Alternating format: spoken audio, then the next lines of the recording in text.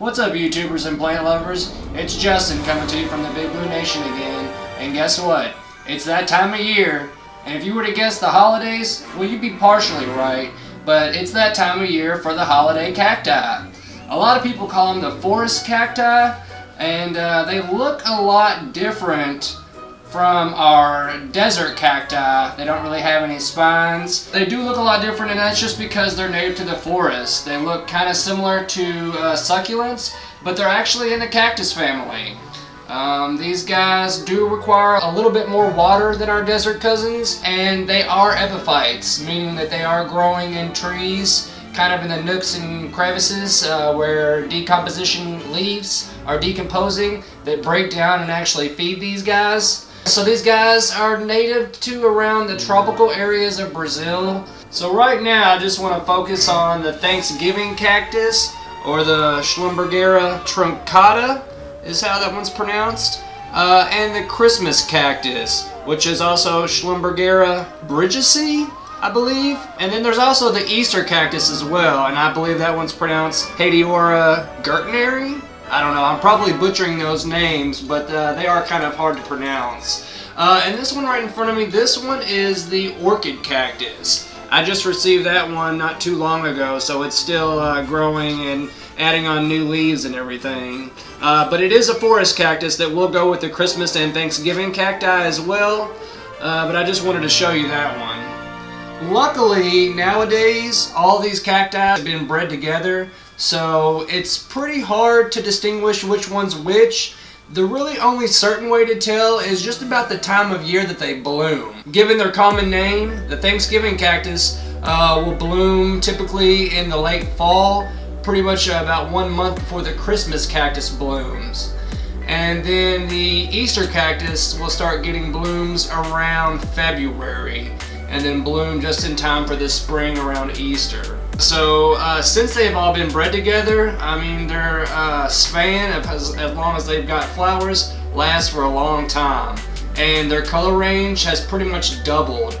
I mean, they had beautiful bright reds, sunsetty oranges, sparkling yellows, pearly whites, pretty much any color except for blue and green. I don't believe you'll find a black or a brown as well. But most of the usual colors that you see in plants are covered with these cacti. Now when it comes to home care, these things, they do like a lot of humidity. Unfortunately, our homes nowadays aren't equipped to cover them with the light and the humidity, but they do fairly well in our homes, surprisingly. One key difference on the two cacti with the Schlumbergera truncata, the Thanksgiving cactus, they do have a little bit of like pinchers on the ends of their stems. If you kind of come in, you'll look and see they almost resemble a crab's claw. So that is the nickname of the Thanksgiving cactus, is the crab cactus. And then the Schlumbergera bridgesii, the Christmas cactus, theirs is more round. But as I was saying, they've pretty much been bred together now, so the only true defining matter is whenever they bloom. Now my Christmas cactus, I've had this guy for about 6, maybe 10 years, and he would be a whole lot bigger, except for this past summer he got a lot of rain, and about half of him kind of fell off and died. The other half is still pretty small, but it looks like it's coming along just fine. This other one on the right I just received about a month ago, if even that long. And it's blooming now, so I believe this one is the Thanksgiving cactus. And I just really want to tell you about the flowers. They are about 2 to 3 inches long, and they are beautiful. I mean, if you can see it in the light, it's got a deep kind of red hue with some pink flares on the edges. And the flowers, they really do look like dragon heads. They've got like flaring gills and gaping mouths at the end, so they are pretty dramatic. And you know, a lot of plants do not bloom in the wintertime, so the Thanksgiving or the holiday cactus, they are very treasured indeed just for their blooms alone. Their foliage is very pretty as well, so that kind of sets them off from the other cacti as well. Now you do need to be prepared. These plants can live a long time. I'm talking well over 100 years. In fact, a lot of people, they just kind of inherit theirs from people who've just passed them down the line. I know people who've gotten ones and they just get bigger and bigger with size. And as the size grows, the blooms, they come out even more, and they do look really spectacular once they get to be a huge size, and they do get really heavy. So you do need to be prepared for that as well. Now, light, I would say anytime during the summertime, you want to set it outside, but you want to put it in a sheltered area so it doesn't receive any direct light. And in fact, getting enough sun in the summertime, just as long as it's not direct, will ensure that these flowers do bloom in the wintertime as well. So light, I would set it in a south or east facing window, and if it's going to be in a south facing window, make sure it's going to get dappled light, because direct light will burn the leaves. They are tropical epiphytes, so they're used to being in the crown where they do have a little bit of light, but it's mostly filtered. Water, if they are in their flowering season, water them and keep the soil pretty much moist at all times. You can let it dry out slightly, but I wouldn't let it do too much. So after flowering is when the plant is going back in its rest phase, and I really wouldn't water it a whole lot for about 8 weeks, pretty much sparingly if you have to water it at all. And then after that 8 weeks, it'll be about springtime again when the plant's going to be putting on new growth.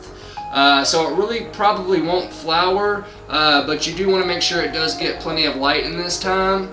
And then after the summertime, right before it starts blooming again, it needs to go into another resting period. So I really wouldn't give it a whole bunch of water, and make sure that what light it does receive isn't a whole bunch.